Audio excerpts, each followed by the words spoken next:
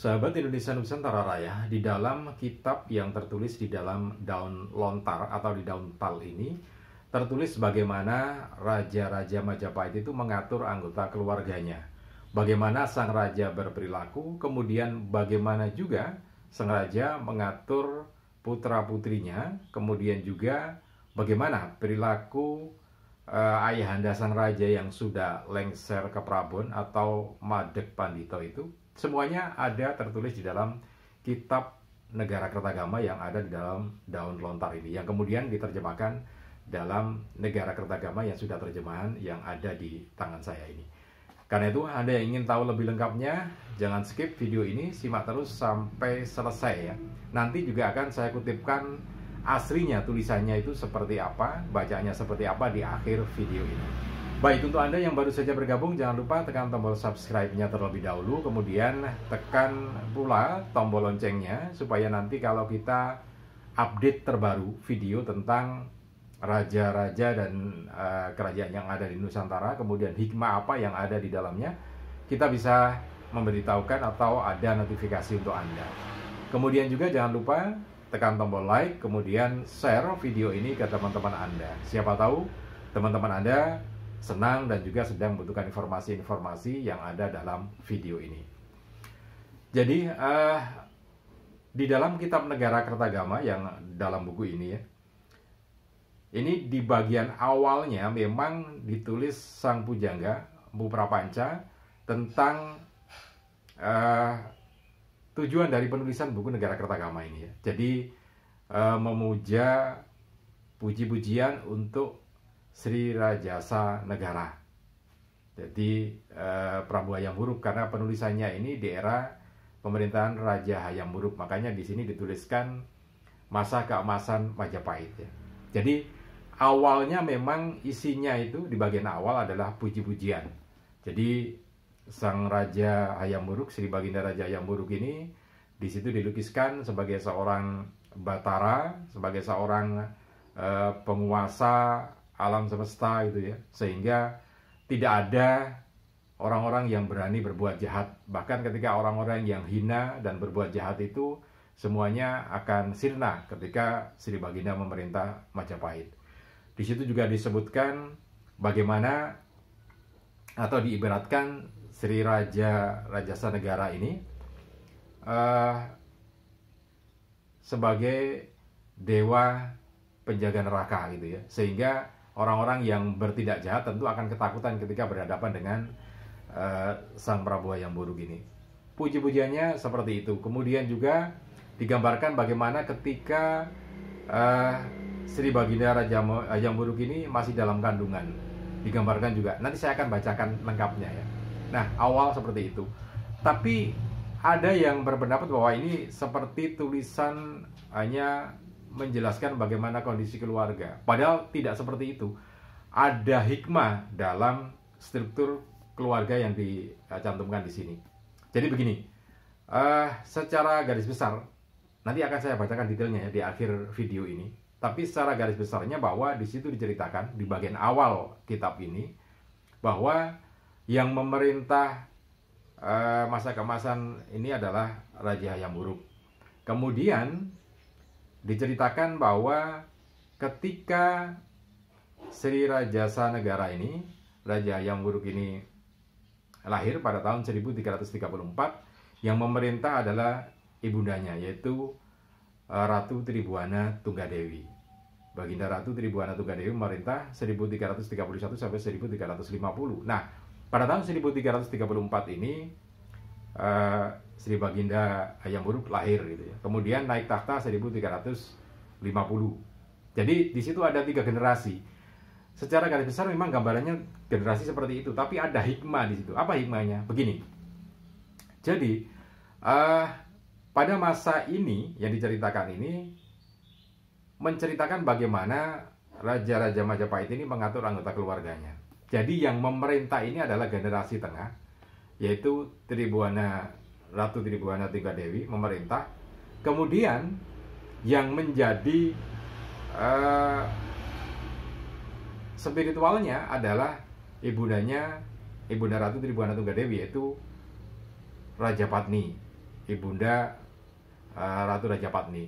Jadi kan pada tahun 1328 ini kan Raja Sri Baginda Raja Jayanegara meninggal dunia. Kemudian sebetulnya yang memerintah waktu itu adalah kembali pada Permaisuri Raja Hayam Wuruk, karena Raja Jayanegara tidak memiliki keturunan. Mestinya Sri Rajapatni yang memerintah. Tetapi karena beliau sudah usianya di atas 50, maka beliau mengambil posisi yang tepat. Jadi bukan karena pengen jadi raja, bukan. Tapi meskipun dia punya kesempatan itu, tapi beliau memilih untuk mengundurkan diri sebagai raja, tapi Madak Pandito. Jadi karena agamanya Buddha, maka menjadi biksuni ya.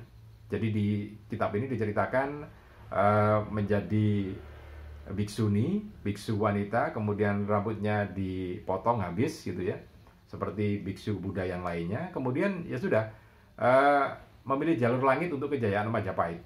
Nah, siapa yang harus memerintah eksekutifnya? Ya, putrinya Ratu Tribhuwana Tunggadewi, akhirnya jadi raja 1330 sampai 1350. Nah, beliau yang mengatur kerajaan Majapahit. Tentu saja hikmah dan segala macamnya berasal dari ibundanya, Ratu Tribhuwana, Ibunda Rajapatni ya. Kemudian yang memerintah Tribhuwana Tunggadewi. Nah, putranya Raja Hayam Wuruk ini lahir, kemudian magang. Jadi magangnya di Kauripan, karena sebetulnya kan ada kerajaan Majapahit, pusatnya di Trowulan, kemudian ada beberapa kerajaan di bawah itu, ada Daha di Kediri ya, kemudian Kauripan yang ada di Sidoarjo, dan Surabaya wilayahnya Kauripan itu. Nah, kemudian ada beberapa kerajaan yang lainnya, Pajang gitu, Mataram juga ada ya. Nah, itu yang ditempatkan untuk putra-putrinya raja. Jadi ada 3 generasi yang memang harus saling bertautan. Jadi Rajapatni, Bunda Rajapatni sebagai spiritualitasnya kerajaan Majapahit, kemudian yang memerintah adalah Ratu Tribhuwana Tunggadewi yang menjalankannya. Nah, yang kaderisasi penerusnya Raja Hayam Wuruk lahir, kemudian magang di Kauripan. Nah, posisi ini dipertahankan sampai fase berikutnya. Jadi ketika Ibunda Rajapatni meninggal dunia, maka Ratu Tribhuwana Tunggadewi berhenti sebagai Raja Majapahit, menggantikan posisi Rajapatni sebagai spiritualitasnya. Kemudian yang jadi raja adalah Baginda Raja Hayam Wuruk ya, Baginda Raja Hayam Wuruk. Kemudian Tribhuwana Tunggadewi memposisikan diri sebagai spiritualnya. Nah, jadi posisi itu dipertahankan. Nah, ini hikmahnya adalah bahwa memang dalam setiap keluarga, mode keluarga itu seperti itu. Kapan siapa yang harus menjadi spiritualitasnya dalam sebuah keluarga besar itu, kemudian siapa yang bergerak sebagai eksekutifnya, yang memang usia produktif ya, bekerja sebagai wirausahawan, kemudian ada kaderisasi. Jadi seperti itu posisinya yang bisa diambil. Oke, sekarang saya akan bacakan, ada simak di dalam buku ini, saya ambilkan di insertnya ya. Saya akan bacakan hal yang penting agak cepat. Jadi misalkan yang di awal ini adalah apa yang disampaikan sebagai puji-pujian. Jadi sebuah sujud hamba yang selalu memuja Paduka Duli Batara yang meresap dalam semadi bagi siwa Buddha dan merupakan jiwa dunia akhirat. Paduka Sang Sri Parwata Giripati, pelindung Sinista dan rajanya Sang Hyang Jagatpati. Paduka adalah raja sekalian dewa yang paling gaib menjadi kenyataan di atas dunia. Itu bait yang pertama. Kemudian bait yang kedua masih bercerita sebagai puji-pujian. Menguasai tak terkuasai, beliau sangat rahasia dalam filosofi aliran Waisnawa. Ini bisa jadi bahasan tersendiri ya, aliran Waisnawa tentang keagamaan di Majapahit. Aliran Waisnawa itu adalah Hindu Wisnu. Biasanya kan Hindu Siwa, ini Hindu Wisnu ya. Dalam Yogi Agung beliau berhasil sebagai Kapila Jambala, dewa kekayaan. Kemudian Sri Waginda, Sang Hyang Saraswati, ilmu pengetahuan, serta Dewa Manasija, dewa asmara, Dewa Yamaraja, dewa neraka, seperti yang saya sampaikan di awal tadi ya, meredam mara bahaya hingga tercipta kesentausaan dunia. Itu bait yang kedua. Bait yang ketiga, demikian tujuannya memuja Baginda karena ingin membuat cerita untuk Baginda Raja. Baginda Raja Rajasa Negara di Majapahit, seorang raja yang sangat termasyur. Bagai jelmaan dewata, Baginda Raja berhasil menghilangkan kesengsaraan rakyat. Seluruh tanah Jawa sangat taat dan tunduk, demikian pula seluruh Nusantara. Sudah disebut di sini Nusantara ya. Nah, pada tahun Saka 1256 atau tahun Masehi 1334, lahirlah Baginda yang dinobatkan menjadi raja. Sejak dalam kandungan di Kauripan, telah ada tanda-tanda Baginda orang yang luar biasa. Jadi Ratu Tribhuwana Tunggadewi sebelum jadi Raja Majapahit sudah magang dulu sebagai Raja Kauripan ya.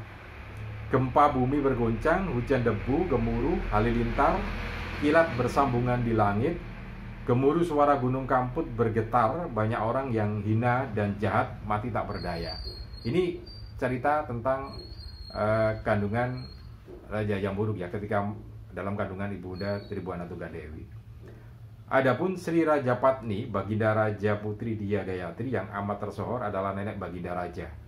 Ibarat Batari Parama Bagawati sebagai pelindung negari yang terkemuka.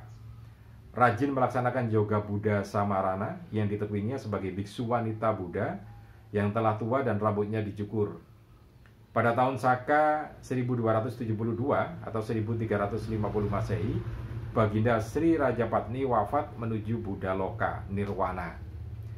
Saat Baginda Sri Rajapatni mangkat menuju Buddha Loka atau Jinapada, seluruh negeri amatlah murung dan sedih. Tapi setelah Baginda Raja yang buruk bertakhta di Majapahit, rakyat kembali gembira dan bertambah hormatnya. Ibunda Baginda Raja Sri Tribhuwana Wijaya Tunggadewi menggantikan Sri Rajapatni. Nah, ini seperti yang saya ceritakan tadi ya, berganti posisinya. Jadi pada waktunya ya berganti. Amat senang memegang pemerintahan, bermukim di Istana Jiwana, dan beliau yang membimbing Baginda Raja Sri Rajasa Negara. Jadi bertukar. Oke, itu kutipan yang saya ambilkan langsung dari kitab Negara Kertagama ini ya. Bisa lihat di Zoom tadi. Oke, mudah-mudahan bisa bermanfaat untuk kita semua. Di video berikutnya nanti kita akan kilas tentang kitab ini di sisi yang lainnya ya. Kalau tadi kan sisi pembukaannya, sisi awalnya. Oke, mudah-mudahan bisa bermanfaat untuk kita semua. Salam dan sukses selalu untuk Anda.